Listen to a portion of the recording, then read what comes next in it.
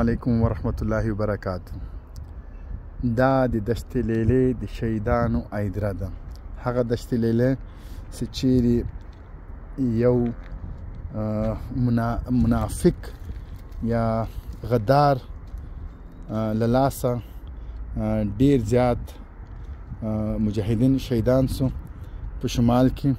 دا د هغو ایدره ده چې دا په کندهار په عینو منې کې په اندره کې ښخ کړي دي.